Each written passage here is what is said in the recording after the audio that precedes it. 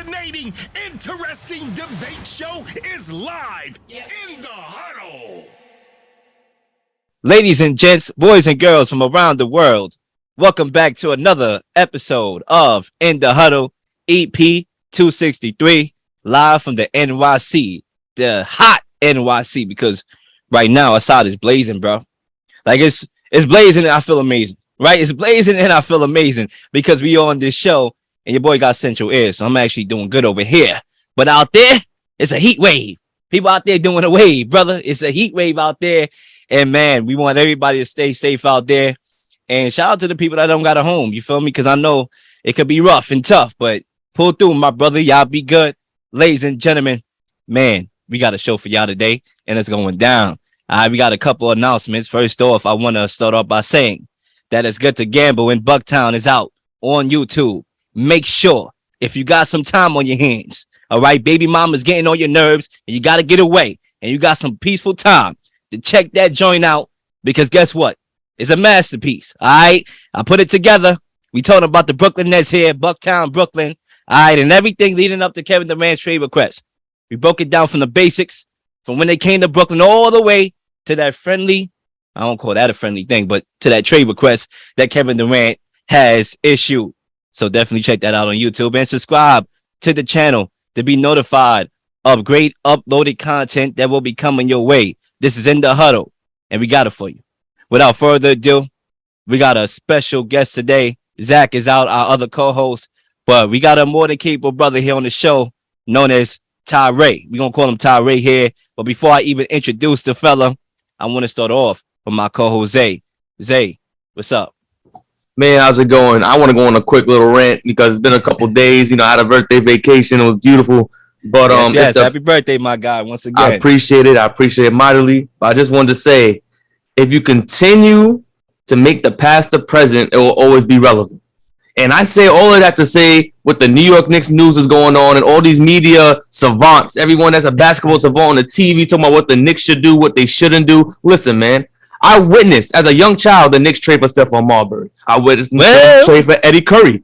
I witnessed them trade for Tracy McGrady. I witnessed them trade Adrian Bargnani. I witnessed them trading for Melo, all of which traded a bevy of first-round picks. Picks that landed LaMarcus Aldridge as number 2. Picks that landed Gordon Hayward. A lot of different guys that became star players on different teams. Listen, man, stop with the nonsense. All these basketball savants, everybody that has all this knowledge and that they know the game of basketball, for some reason always escape that the Knicks already traded all their picks. They did it already. They did all of these things in the past, and where did it land them? Not a damn place. Nowhere. We didn't get a single chip. We didn't get a single Eastern Conference Finals in between all that situation. Almost 20 years of mediocrity. So the point is, you got to leave that in the past. There's a new regime. It's the Leon Rose time. He's not going to feel pressure to the Danny Ainge fleece. That's what Danny Ainge is known for, fleecing teams, taking everything they have and keeping it for his own. Because every time he gets a trade, the other team is nothing. We saw what happened to the Brooklyn Nets. We seen what happened to the Timberwolves recently. You think Rudy Gobert going to help that team? Oh, heck no. They was in the 7th seed last year, jumping around like it was a parade, like they won a chip. Listen, man, it's looking bad. I'm going to save a little bit more energy for our takes. But, Ty's back is you. How's your day going? My day was good until I had to listen to that. But I get what you're saying, man. I truly do. But I got to look at it like this, man. When they got Melo, I don't know the exact age of Melo, but he was in his prime. I'll give him that. But you have the opportunity to get a guy that's not even in his prime yet. You know what I mean? I wouldn't say he's a superstar. I definitely wouldn't say he's a superstar, but he's on the cusp.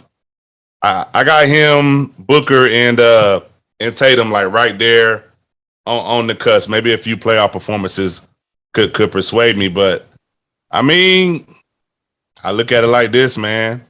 I don't know what they're saying the Knicks should give up, but you got to sell. I mean, you can always sell tickets. It's the Knicks. I mean, I know we talked about this before, me and Real Lil. You can always sell tickets. It's New York. It's like the Lakers. The Lakers, even when Kobe, after Kobe was gone, and we had the roster we had, it's the Lakers, the Knicks. 2 teams is gonna always sell tickets.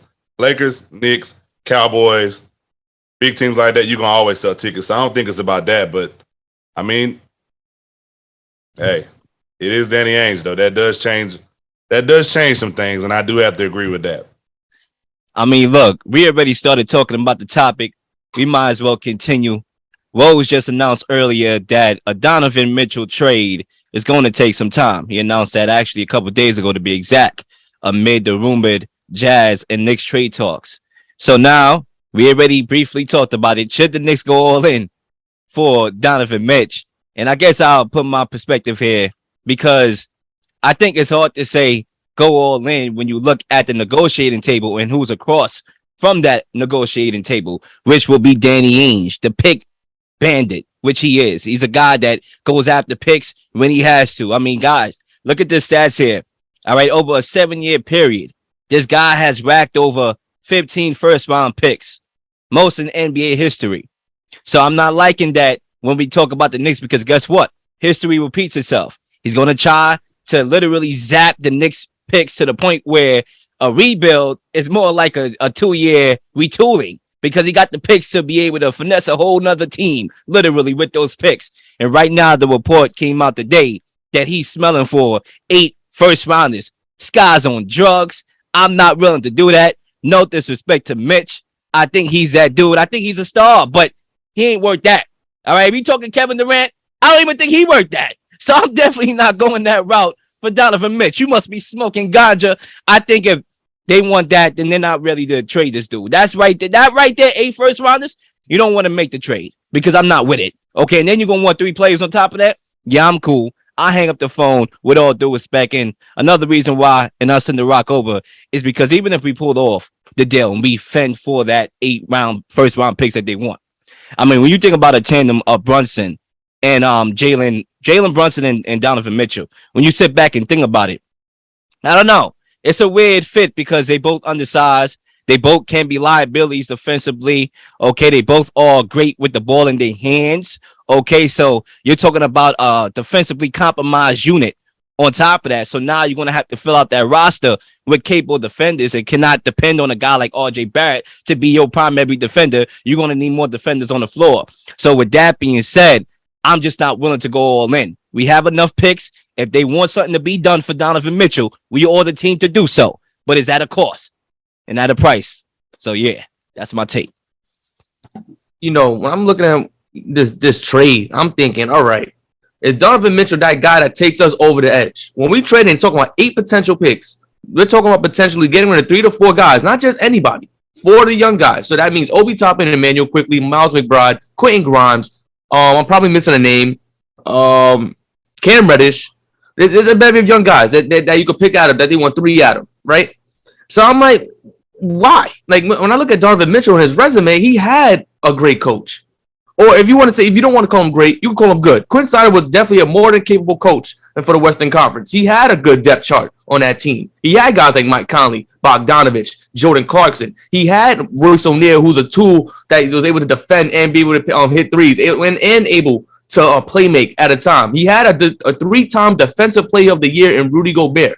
He had players over there to succeed in the Western Conference. The Knicks don't have all those guys that were established already. Mike Conley, we don't have a Mike Conley kind of guy where he's an established point guard. You know, we have Jalen Brunson that we just signed. He's not Mike Conley. He's not what Mike Conley was in the peak of his career in his prime or anything in that nature. We don't have a guy like Bogdanovich who could give you 18 or 20 points per game off the bench easily. We don't have a guy like Jordan Clarkson who could give you 18 or 20 points off the bench easily.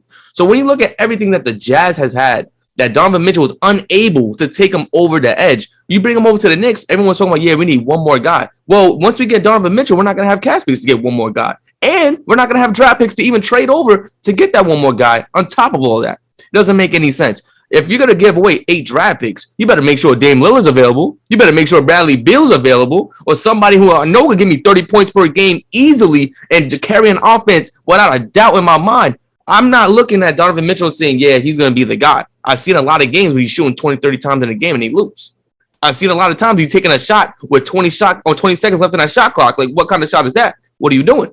This is a guy who wants to be an instant offense. He's a guy who wants to take over an offense. And I think maybe him staying in Utah is the best bet. You know why? Nobody else is taking the ball from him now. Is it him? This is his team. It's clear as day. And you can take as many shots as you want because Utah Jazz want to tank. They don't want to win. They just traded all their guys. They clearly don't want to win. They want to tank. They want to let Donovan Mitchell do whatever he wants to do. And then when he's asking for a trade, he'll go. I think today there was a report that he's not even pushing for a trade to happen.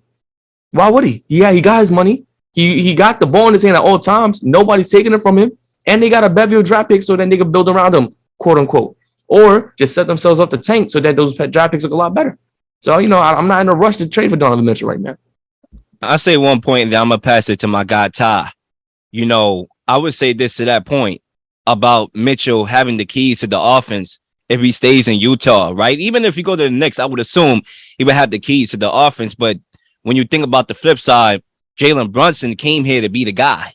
So if we were to get Donovan Mitchell, then he would have to be cool with being the second guy. And Julius Randle, who was our guy, for the last couple of years, would have to be satisfied with being the number 3 guy or not even being really used that much when you talk about who's going to be running the show.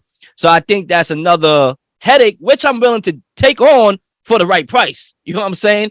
But another thing I would say, too, when it comes to that, look, we were able to sign Jalen Brunson outright, with our money, with our cash space, okay? And he arguably had a better playoffs than Donovan Mitchell. So we don't really need to go all out with the Brinks truck for Donovan Mitchell when we have a guy already that has outperformed this dude, on the big stage. So I'll leave it there. All right. So it's a lot to digest. I will say that. I do not like that Utah roster. I know my man just named a lot of different stuff. Mike Conley, who's older, Rudy Gobert, who is defensive player of the floor, but for some reason in the playoffs gets played off the floor because he can't guard anybody in the pick and roll. I do like Bogey. I like Bogey. I do like Clarkson, but Clarkson is just like a poor man's version, very poor man's version of Jamal Crawford. Like so poor he can't eat, right?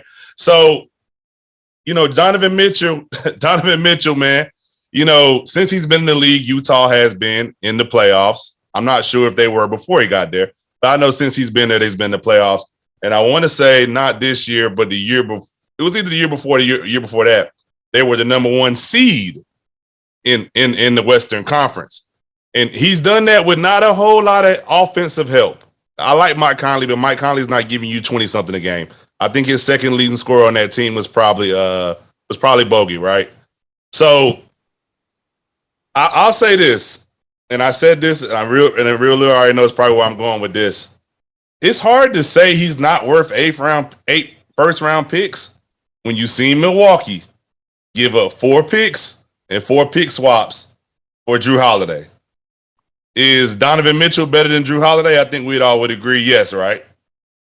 Yeah. Yep. I mean, Drew Holiday, you can argue that Drew Holiday is probably a better all-around player, better defender. Because of defensive, yeah. I think if you take defensive into it, right? Yeah. But and then you got to look at it like this. If you had, I know the rest of the team matters, but if you had Julius Randle, Brunson, and Mitchell, that's a better 3 than y'all have had since maybe ever. Because even when Patrick Ewing was the man, right?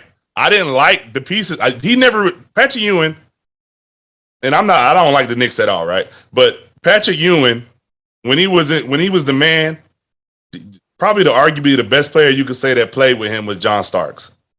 You had Latrell. I know you had Latrell Sprewell and out in Houston at one point, but neither one of them were perennial all-stars. And neither was John Starks. I think he was all-star one time.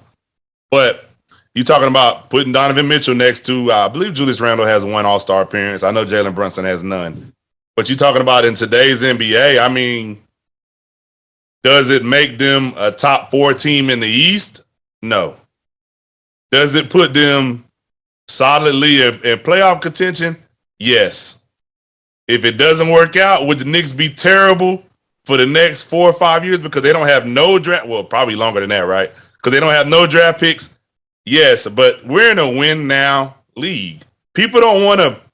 Everybody doesn't get the opportunity to do what Golden State did. You draft Steph Curry, then you draft Clay and Draymond. You get Harrison Barnes.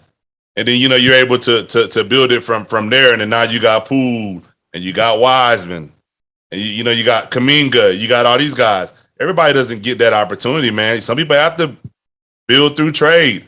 If I'm the Knicks, I don't know about 8 draft picks, but it's kind of hard to say no when you can get a guy that's going to be a superstar right before he's even a superstar. Zay, I'm gonna let you respond to that, and then I'm gonna bring us home. And I think that is exactly why the Knicks shouldn't take the trade, because they have the potential to grow their team homegrown with the players that they have currently. We're talking about guys who's been here since the Leon Rose regime that have developed each season that these guys have been together. As soon as Tibbs touched the roster, they were the first team defense all around. They literally were number one in defense with Alfred Payton and Reggie Bullock in their backcourt.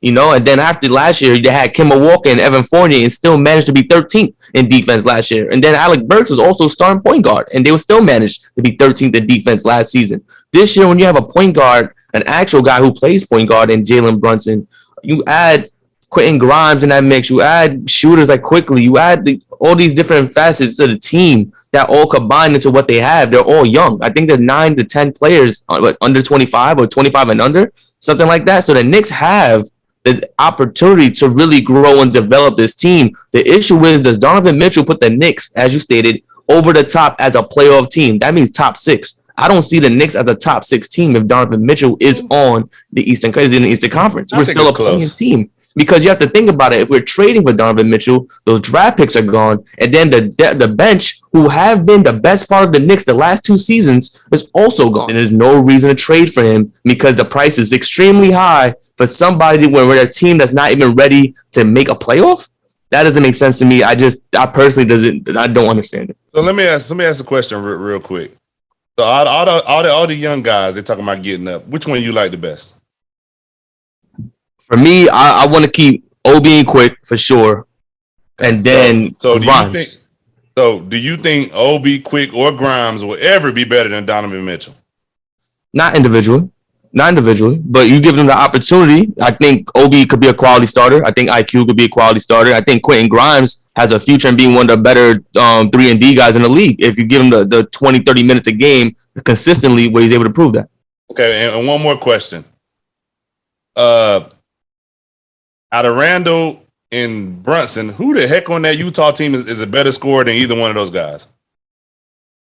Well, Brunson, I think there's a couple guys that Utah has that's a better scorer than Brunson. Like as a scorer, I think you look at Jordan Clarkson. Yeah, you look at Jordan Clarkson. Bogdanovic able to post Clarkson won't go on for 30 like my man just was in Dallas.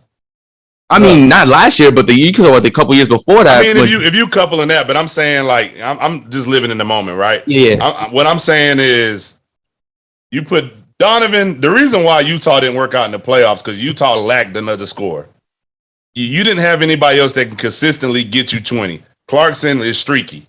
Clarkson would have big games, then Clarkson would disappear. If you look at Donovan Mitchell numbers, he still put up. I mean, the last 2 years he put up, with the exception of this year, he put up 25. But the other 2 years he putting up 32 and 36 in the playoffs.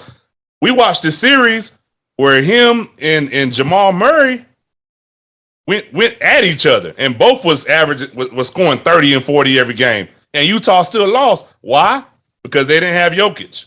Because they didn't have that next person that could help Donovan Mitchell. I like Rudy Gobert, but he's just a rim running big that blocks shots. Look, I would say this. At this point, I'm willing to sign Adam and Eve for a cheaper price, bro. I'm just keeping it a buck. I don't look at Donovan Mitchell as this superstar talent that's going to put us over the top. Honestly, I don't see that. I see a star with a team around him, sort of like Giannis, right? How they built around Giannis. They gave him Drew Holiday. They got Chris Middleton over there. That's where I see Donovan Mitchell succeeding and winning a championship with a team like that, with guys that can space the floor and everything is around him, so he can just use his skills to take him over the top. Other than that, I would say we could go after KD. But when I think about it, we don't have the assets to go after KD because the Houston Rockets control the next draft through 2027. So those picks don't mean nothing. That's all Houston right there. So we need to have the players in order for us to make that deal. And no disrespect to RJ Barrett, he's getting better every year. But I think him being a centerpiece of a deal is more for a team that's trying to rebuild than contend for a championship. So now it leaves us with only Donovan Mitchell right now.